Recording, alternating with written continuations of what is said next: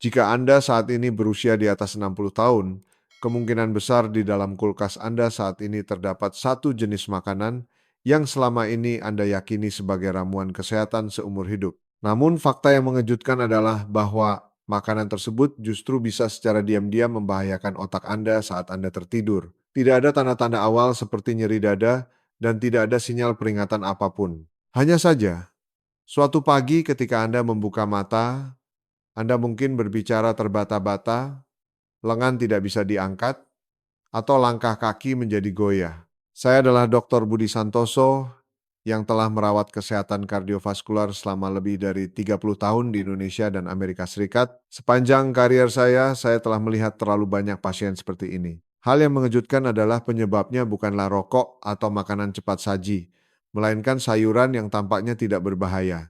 Benar, beberapa jenis sayuran dapat memicu reaksi berbahaya pada tubuh yang menua, terutama jika dimakan pada waktu yang salah atau dikonsumsi bersamaan dengan obat-obatan harian. Kita sering diajarkan bahwa sayuran dan tumbuhan adalah kunci kesehatan dan dipercaya bekerja hampir seperti obat. Namun, ada satu kebenaran yang jarang disebutkan. Bagi para lansia, beberapa sayuran bisa menjadi pedang bermata dua. Mereka dapat meningkatkan risiko pendarahan otak, membentuk gumpalan darah, atau membuat tekanan darah melonjak tiba-tiba. Dalam video saluran nutrisi cerdas hari ini, saya akan memberitahu Anda tentang 9 sayuran umum yang secara diam-diam dapat memengaruhi otak, sekaligus memandu Anda tentang cara cerdas untuk menikmati makanan favorit Anda dengan aman agar tidak berubah menjadi bahaya. Terutama sayuran terakhir yang akan saya perkenalkan adalah makanan yang disantap sebagian besar orang tua setiap minggu.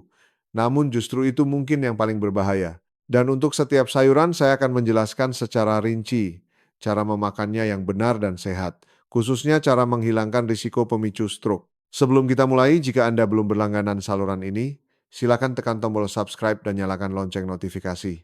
Dengan begitu Anda tidak akan melewatkan saran kesehatan yang praktis. Dan jika Anda merasa konten ini bermanfaat, silakan tinggalkan angka 2 di kolom komentar. Dan jika belum cukup memuaskan, tinggalkan angka 0 agar saya dapat memperbaikinya di masa mendatang. Sekarang mari kita bahas sayuran pertama bersama-sama. Apakah Anda percaya, di antara sayuran yang biasa ada di meja makan sehari-hari, ada penjahat tersembunyi yang membuat pembuluh darah semakin keras dan meningkatkan risiko stroke? Yang saya bicarakan adalah bayam. Seumur hidup kita selalu mendengar ini, makanlah banyak sayuran agar sehat. Di antaranya bayam kaya akan zat besi dan vitamin sehingga dianggap lebih baik. Namun fakta bahwa sayuran yang tampak tidak berbahaya ini bisa menjadi elemen bahaya diam-diam yang mengancam kesehatan otak dan jantung jika dimakan dengan cara yang salah. Tidaklah banyak diketahui. Bayam mengandung banyak komponen yang disebut oksalat. Biasanya ini tidak menjadi risiko besar. Namun, jika dikonsumsi bersamaan dengan kalsium atau suplemen vitamin D, dosis tinggi yang dikonsumsi hampir semua orang berusia di atas 60 tahun untuk mencegah osteoporosis oksalat dapat bergandengan tangan dengan kalsium dan membentuk kristal-kristal kecil. Jika kristal-kristal ini menumpuk di dalam pembuluh darah, seiring waktu pembuluh darah akan kehilangan elastisitasnya seperti pipa air yang berkerak. Akibatnya, pembuluh darah tidak dapat berkontraksi dan berelaksasi dengan baik. Tekanan darah meningkat. Dan risiko stroke iskemik penyumbatan pun ikut membesar. Saya pernah bertemu seorang pasien berusia 70-an tahun di Surabaya. Beliau mengonsumsi suplemen kalsium dan vitamin D setiap hari untuk mencegah osteoporosis. Dan pada saat yang sama, karena percaya sayuran adalah obat segala penyakit, beliau makan sayur bayam hampir setiap hari. Akibatnya, beberapa tahun kemudian, hipertensi dan pengerasan pembuluh darahnya berkembang jauh lebih cepat dibandingkan orang seusianya, dan beliau harus dirawat di rumah sakit. Itu bukan karena pasien menjalani hidup yang tidak sehat, melainkan karena keyakinan bahwa semakin banyak makan sayur semakin baik. Beliau mengabaikan kombinasi makanannya. Lalu, apa yang harus dilakukan? Anda tidak perlu menghilangkan bayam sepenuhnya dari menu makanan. Masalahnya bukan pada sayurannya, tetapi pada cara konsumsinya. Jika Anda merebus bayam dalam air mendidih lalu membuang air rebusannya, jumlah oksalat akan berkurang secara signifikan. Yang lebih penting adalah tidak memakannya bersamaan dengan kalsium atau vitamin D dosis tinggi. Sebaiknya beri jeda beberapa jam dan makanlah dalam jumlah yang wajar. Dengan cara ini, Anda bisa mempertahankan manfaat nutrisinya sambil menghindari risiko kerusakan pembuluh darah. Sayuran kedua, yang sering dipuji sebagai superfood. Tahukah Anda bahwa sayuran ini bisa menjadi pedang bermata dua bagi kesehatan otak dan pembuluh darah? Yang saya maksud adalah brokoli. Sayuran hijau yang renyah ini dipercaya banyak orang baik untuk mencegah kanker dan penuaan. Namun setelah usia 60 tahun, terutama bagi mereka yang mengonsumsi obat pengencer darah, brokoli bisa menjadi teman sekaligus musuh.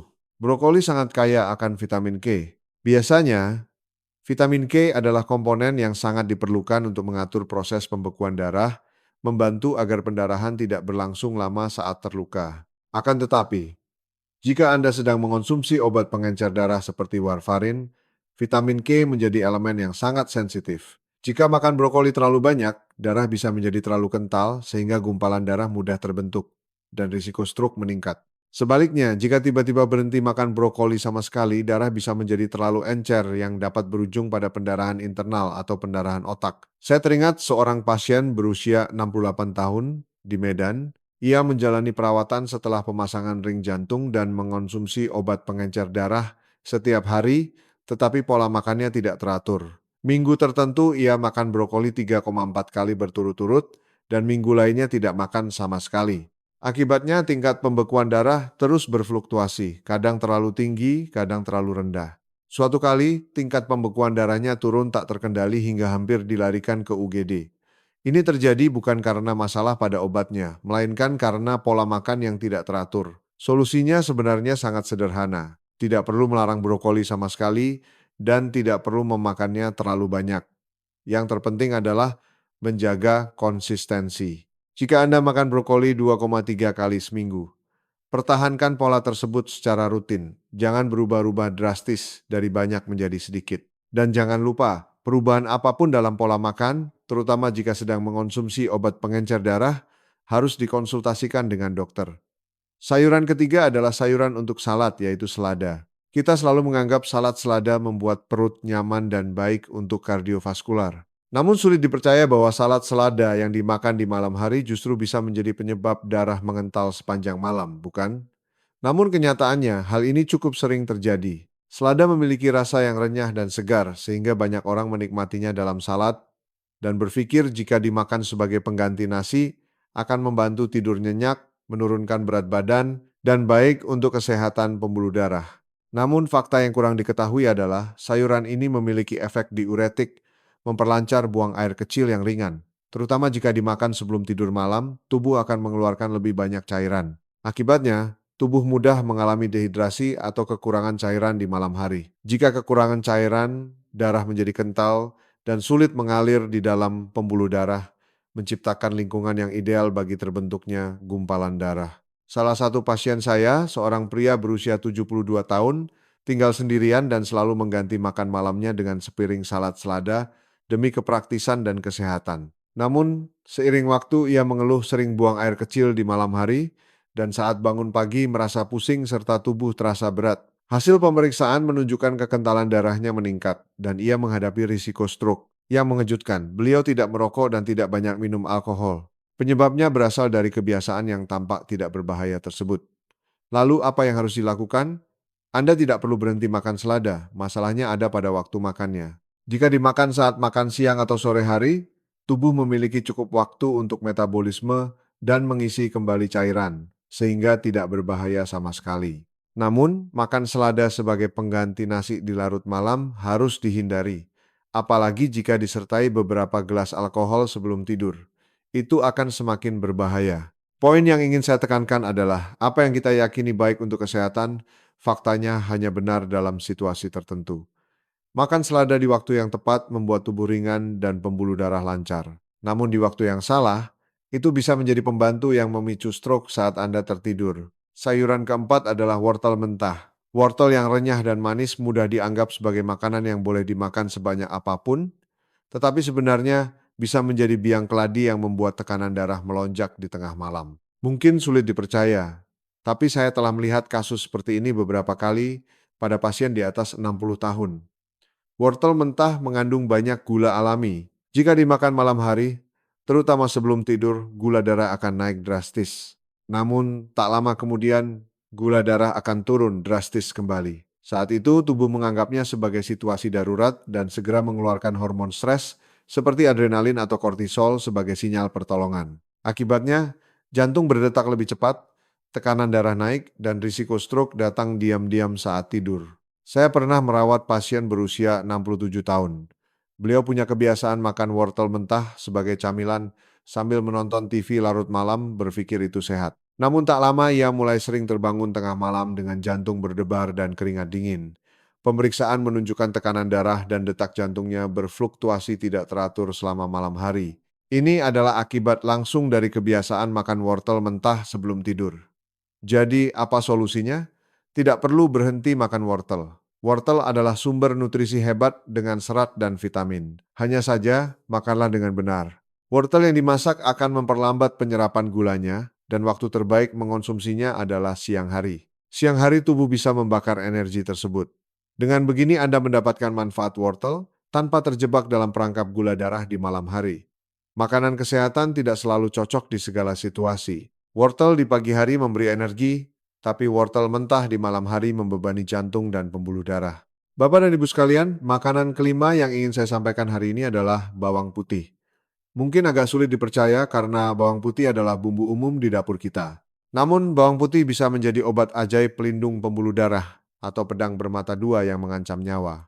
Ini mungkin terdengar seperti menakut-nakuti, tapi saya benar-benar telah melihat tidak sedikit pasien dirawat karena kebiasaan konsumsi bawang putih yang salah. Bawang putih mengandung komponen khusus bernama alicin. Ini adalah pengencer darah alami yang sangat kuat. Biasanya, ini membantu mencegah gumpalan darah dan melindungi kardiovaskular. Tapi jika Anda sedang mengonsumsi obat pengencer darah seperti warfarin, kombinasi ini menjadi berbahaya. Darah menjadi terlalu encer sehingga bisa terjadi pendarahan di pembuluh darah otak atau saluran pencernaan yang berakibat pendarahan otak atau pendarahan dalam perut yang jika tidak ditemukan tepat waktu bisa fatal. Seorang pasien saya berusia 70 tahun sangat percaya bahwa makan bawang putih mentah setiap hari bisa membersihkan darah dan mencegah penyakit jantung. Namun, beliau lupa bahwa beliau sedang mengonsumsi obat pengencer darah pasca pemasangan ring jantung koroner. Suatu hari beliau datang dengan sakit perut hebat dan ditemukan pendarahan saluran cerna yang parah. Untungnya bisa diselamatkan, tapi jika terlambat sedikit saja nyawanya bisa melayang. Sayangnya beliau percaya sedang melakukan hal baik untuk kesehatan, padahal justru mendorong diri sendiri ke ambang kematian. Solusinya? Tidak perlu berhenti makan bawang putih, karena ini bahan berharga. Tapi ingat, konsumsilah dalam jumlah wajar, jangan berlebihan. Dan jika sedang minum obat pengencer darah, wajib konsultasi dengan dokter. Percakapan singkat dengan dokter bisa menyelamatkan Anda dari komplikasi berbahaya. Makanan keenam adalah bawang bombay. Bawang bombay ada di hampir semua dapur. Tapi tahukah Anda bahwa ini menyimpan risiko menggumpalkan darah di malam hari sambil melindungi jantung? Terdengar asing, tapi ini kebenaran yang tidak diketahui banyak lansia. Bawang bombay mengandung quercetin alami yang bisa menurunkan tekanan darah, yang tampak bagus bagi lansia hipertensi. Tapi jika tekanan darah turun terlalu drastis di malam hari, apa yang terjadi? Tubuh segera menyempitkan pembuluh darah secara mendadak untuk mempertahankan aliran darah, dan penyempitan tiba-tiba itulah yang menciptakan kondisi pembentukan gumpalan darah. Inilah sebabnya banyak orang menghadapi risiko stroke diam-diam saat tidur. Ibu saya dulu di Amerika juga sangat suka bawang bombay, terutama makan mentah di larut malam karena percaya bisa membersihkan darah. Tapi beliau sering bilang, saat bangun ke toilet malam hari sering merasa pusing bahkan hampir pingsan. Ternyata tekanan darah malamnya turun terlalu rendah, lalu tubuh secara refleks menyempitkan pembuluh darah, menyebabkan fluktuasi parah. Risiko gumpalan darah pun meningkat pesat. Apakah harus berhenti makan bawang bombay? Tidak. Bawang bombay tetap makanan berharga kaya antioksidan. Hanya saja, makanlah dengan benar. Prioritaskan makan di siang atau sore saat tubuh aktif. Dan jangan makan terlalu banyak di malam hari, terutama jika sudah punya penyakit jantung atau minum obat darah tinggi. Mari beralih ke sayuran ketujuh. Bisa tebak? Itu adalah jagung.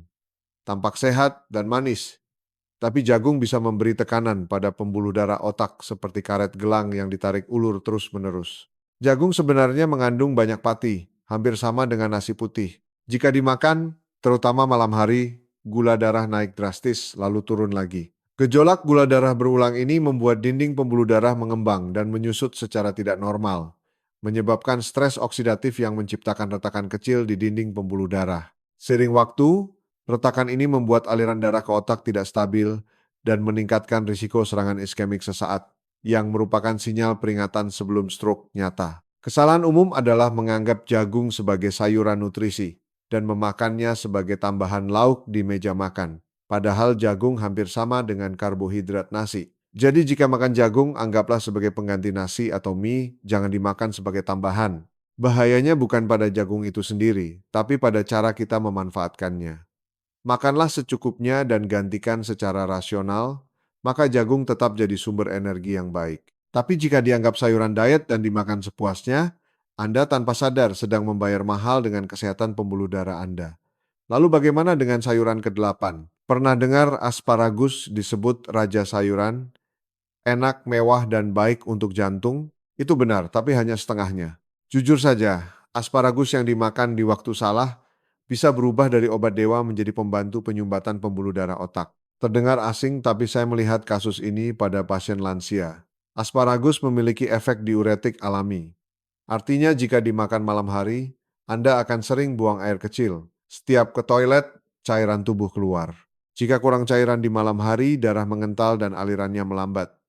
Inilah kondisi ideal terbentuknya gumpalan darah. Jika gumpalan itu bergerak ke otak, dalam sekejap bisa terjadi kelumpuhan separuh badan atau stroke. Jika makan banyak asparagus setiap malam, Anda harus bangun 3,4 kali dan paginya pusing serta lelah, yang mana pagi hari adalah waktu paling rawan stroke. Bukan berarti harus berhenti makan asparagus. Ini sayuran bergizi, kuncinya adalah waktu.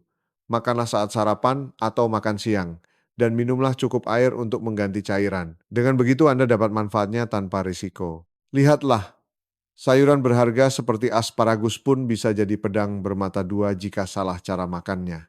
Dan sekarang saya akan memandu Anda ke sayuran terakhir. Mungkin di hampir setiap rumah tangga di Indonesia, sayuran ini dimakan beberapa kali seminggu, yaitu tomat. Namun fakta yang tidak banyak diketahui adalah tomat dan kerabatnya bisa memicu reaksi berbahaya yang mirip dengan gejala stroke. Penasaran? Ya, hampir setiap kulkas di Indonesia ada tomat. Pagi minum jus tomat, siang makan salad, malam makan sop atau tumisan dengan irisan tomat, terong, cabai, dan kentang. Keluarga Nightshade lama dianggap teman kesehatan. Tapi saya ingin jujur, sayuran akrab ini jika salah dimakan bisa membuat tubuh berada dalam kondisi mirip stroke. Terdengar mengejutkan, tapi ini kebenaran yang sering saya temui di ruang praktik. Tomat dan keluarga terong-terongan mengandung komponen alami seperti histamin, tiramin, dan solanin. Bagi anak muda tidak masalah, tapi bagi lansia yang elastisitas pembuluh darahnya menurun, komponen ini bisa menyempitkan pembuluh darah, memicu peradangan, dan ketidakseimbangan elektrolit. Akibatnya bisa muncul sakit kepala, kelelahan, nyeri otot, bahkan bicara membelit yang sangat mirip gejala stroke. Saya pernah merawat Pak Wahyu, 72 tahun di Jakarta, yang dirawat karena bicara gagap tiba-tiba dan pusing, mengira pembuluh darah otaknya tersumbat. Tapi hasil pemeriksaan menunjukkan penyebabnya adalah makan 2 mangkuk salad tomat dan kentang goreng berturut-turut di larut malam. Ini bukan berarti tomat atau kentang harus hilang dari menu. Mereka sumber vitamin dan serat berharga. Masalahnya hanya pada cara makan. Rahasianya adalah dimasak, jumlah wajar, dan jangan makan terlalu banyak sekaligus. Terutama berhati-hatilah di larut malam saat tubuh lebih sensitif. Contohnya, makan semangkuk sup tomat saat makan siang sangat baik. Tapi sepiring penuh salad tomat mentah jam 10 malam bisa berbahaya. Musuh kesehatan tidak selalu di tempat asing. Kadang bersembunyi di makanan yang biasa kita percaya. Mengetahui cara konsumsi yang benar adalah kunci menjaga otak, jantung, dan umur panjang Anda. Jika Anda masih menonton, saya ingin memberitahu lebih lanjut tentang makanan yang sangat dekat dengan kita yang bisa meningkatkan risiko stroke. Setelah usia 60 tahun, banyak dari kita terbiasa dengan makanan tradisional. Makanan yang diasinkan atau acar, segelas minuman beralkohol penghangat suasana, dan tanaman herbal seperti ginseng. Namun jujur saja, makanan yang tampaknya menyatu dengan sejarah hidup kita itu, jika salah dikonsumsi, bisa diam-diam meningkatkan risiko stroke dan penyakit jantung. Mungkin sulit dipercaya, tapi ini fakta yang saya konfirmasi dari banyak pasien lansia. Mari mulai dari makanan yang diasinkan dan difermentasi. Di Indonesia, kita mengenal ikan asin atau berbagai jenis asinan dan acar. Ini sering ada di meja makan. Tapi fakta yang jarang diperhatikan, sepiring kecil asinan atau sepotong ikan asin saja sudah mengandung garam yang luar biasa banyak. Garam, tepatnya natrium, saat masuk ke tubuh akan menahan air dan meningkatkan tekanan dalam pembuluh darah. Jika kondisi ini berlanjut, dinding pembuluh darah terbebani setiap hari dan berujung hipertensi. Dan hipertensi adalah pembunuh diam-diam paling menakutkan bagi stroke dan penyakit jantung pada lansia. Beberapa penelitian menyebut makanan fermentasi mengandung bakteri baik dan antioksidan. Itu benar. Tapi manfaat itu bisa tertutup oleh kadar garam yang berlebihan. Dokter jantung di seluruh dunia punya satu aturan emas. Kurangi asupan garam harian. Mengurangi garam setengah saja sudah menurunkan risiko hipertensi dan penyakit otak secara nyata. Ini bukan berarti harus meninggalkan makanan tradisional sepenuhnya.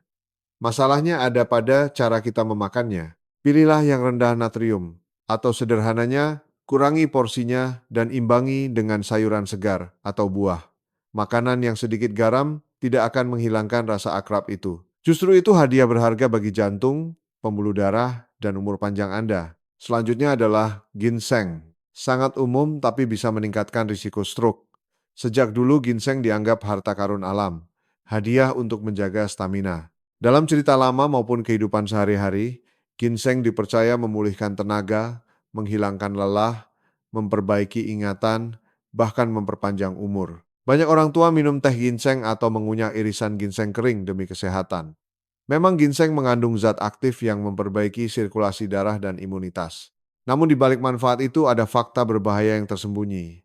Ginseng bisa berinteraksi secara diam-diam dan berbahaya dengan obat-obatan barat, khususnya obat pengencer darah. Dokter melaporkan bahwa ginseng jika dikonsumsi bersama obat pengencer darah dapat mengurangi efek obat sehingga darah lebih mudah membeku.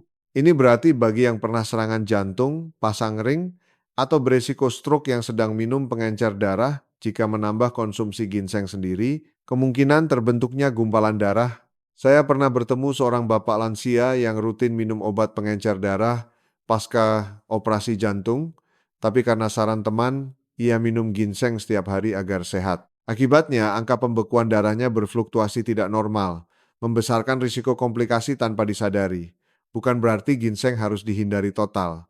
Yang penting adalah cara yang benar. Jika sedang merawat penyakit jantung atau minum obat pengencer darah, wajib konsultasi dengan dokter sebelum menggunakannya. Ginseng bisa jadi hadiah berharga jika digunakan orang yang tepat, dosis tepat, dan waktu tepat. Mari beralih ke makanan ketiga.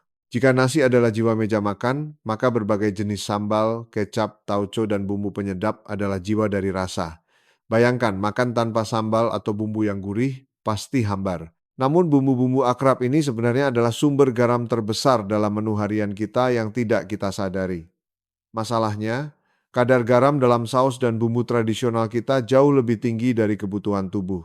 Garam menahan cairan dalam tubuh, membuat jantung bekerja lebih berat dan tekanan darah naik. Lama-kelamaan dinding pembuluh darah rusak, memicu hipertensi, dan membuka jalan bagi stroke atau serangan jantung. Hanya makan sedikit lebih asin dari rekomendasi saja sudah meningkatkan risiko penyakit jantung dan stroke secara nyata. Untungnya, kita bisa mengaturnya sedikit demi sedikit. Banyak pasien awalnya merasa sulit makan hambar, tapi dalam beberapa minggu lidah terbiasa dan rasa asli makanan justru terasa lebih enak. Pilih kecap atau saus rendah garam di pasaran, atau saat meracik bumbu, encerkan dengan air dan tambahkan rempah alami, bawang putih atau cabai segar untuk rasa, sehingga tidak perlu banyak garam. Mengurangi garam setengah saja sudah sangat menurunkan risiko. Kebiasaan makan sedikit lebih tawar adalah obat tak terlihat yang bisa Anda berikan pada diri sendiri setiap hari.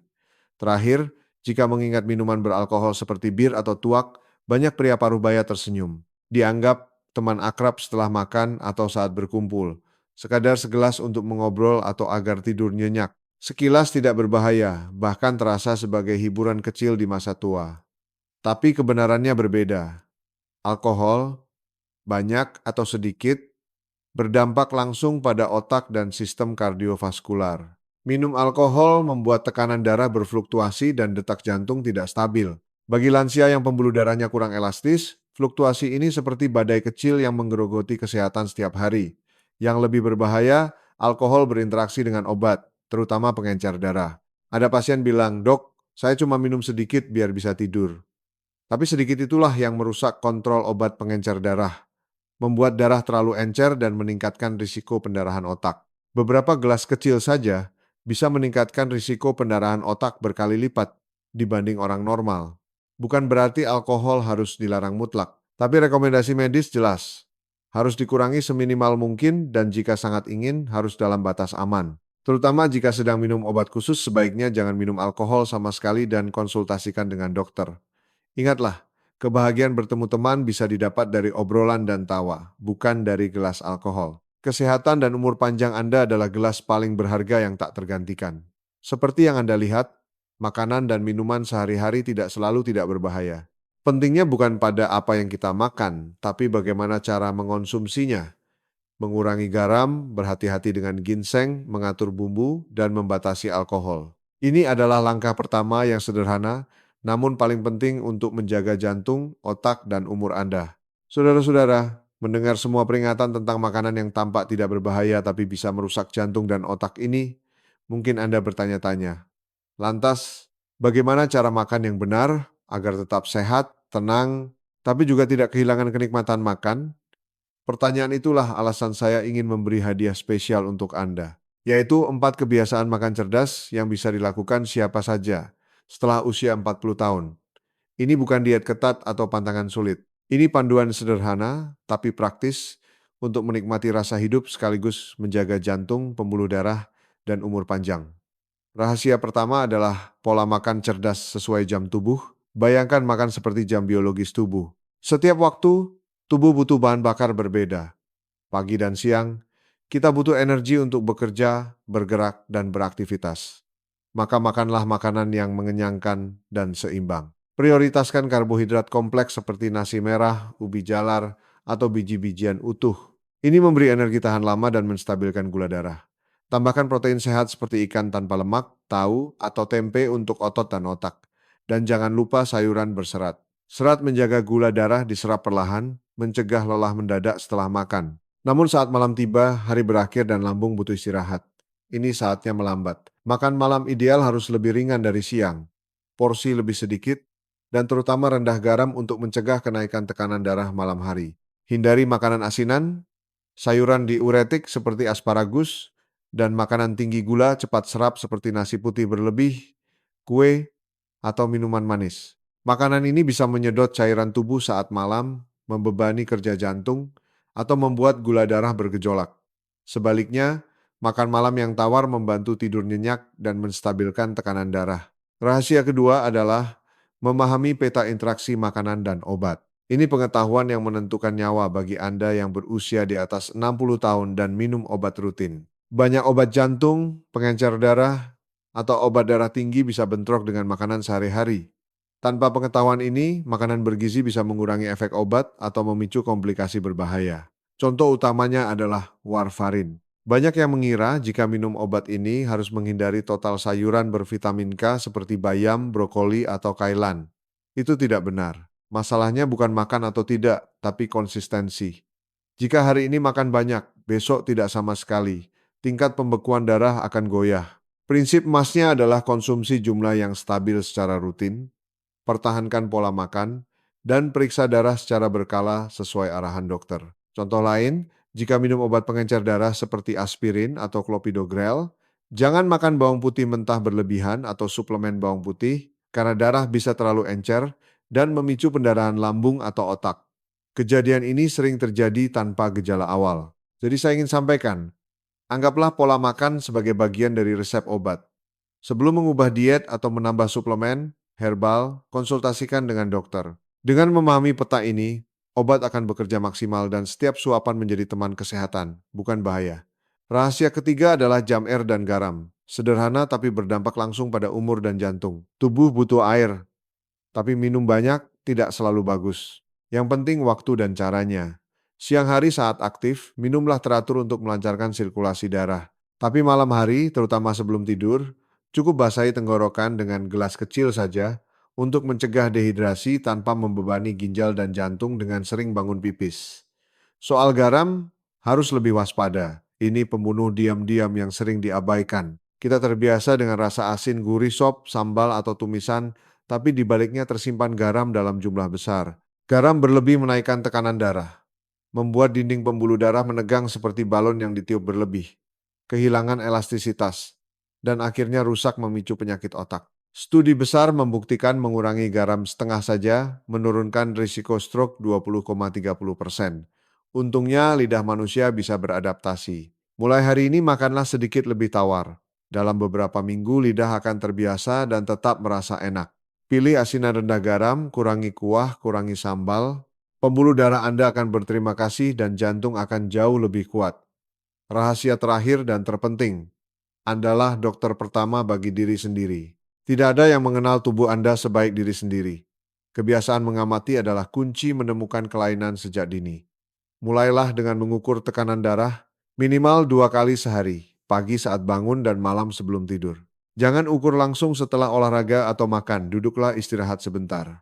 Tips kecil, ukur tekanan darah saat duduk, lalu berdiri dan ukur lagi 1,3 menit kemudian. Jika tekanan darah turun drastis saat berdiri, itu bisa jadi hipotensi ortostatik yang memicu pusing, jatuh, bahkan stroke. Bagi pengguna obat pengencer darah, cek rutin tingkat pembekuan darah. Tapi yang lebih penting catatlah perubahan pola makan, terutama jika makan sayuran kaya vitamin K. Catat di buku agar obat bisa bekerja maksimal menjaga pembuluh darah. Bagi penderita diabetes, jangan hanya bergantung pada obat. Lakukan eksperimen kecil. Ubah jam makan, catat gula darah sebelum dan sesudah makan. Anda akan tahu reaksi tubuh dan menemukan pola makan paling pas. Tindakan kecil ini menjadi perisai kokoh yang menjaga kesehatan, memperpanjang umur, dan memberi hidup tenang bersama keluarga. Saya percaya jika Anda bisa mengamati dan mendengarkan tubuh sendiri, Anda sudah memberi hadiah paling berharga, kendali atas kesehatan. Saya yakin jika setelah usia 40 tahun Anda menerapkan 4 kebiasaan makan cerdas ini, setiap makanan bukan sekadar pengisi perut, tapi obat yang menghidupkan jantung dan otak serta menjaga stamina Anda. Dengan begitu Anda akan hidup lama, sehat, dan bahagia bersama keluarga. Kita sudah berjalan jauh membahas dari sayuran harian hingga makanan tradisional. Satu hal yang ingin saya tekankan, rahasianya bukan pada melarang total atau membebaskan segalanya, melainkan pada makan yang terkontrol, waktu yang tepat, dan situasi yang tepat. Keseimbangan adalah kunci menjaga jantung, melancarkan pembuluh darah, dan menjaga vitalitas. Saya tidak menyuruh Anda berhenti total makan ikan asin, bawang putih, atau minum sedikit alkohol dengan teman. Tapi pahamilah tubuh Anda, ketahui kelebihannya, dan aturlah dengan bijak agar makanan menjadi obat penyubur kesehatan, bukan musuh tak terlihat. Secara ilmiah sudah terbukti, orang yang makan dengan kendali diri dan punya gaya hidup sehat, umurnya lebih panjang dan kualitas hidupnya jauh lebih baik. Jadi mulai hari ini, tanyakan pada diri sendiri, bagaimana saya akan memulai perubahan demi hidup lebih sehat, lebih lama, dan lebih bahagia bersama keluarga. Jika cerita saya bermanfaat, silakan tinggalkan pesan singkat di komentar atau bagikan pemikiran Anda. Respon kecil Anda adalah semangat bagi saya untuk terus menyampaikan pengetahuan yang benar, ilmiah, dan dekat dengan kehidupan sehari-hari.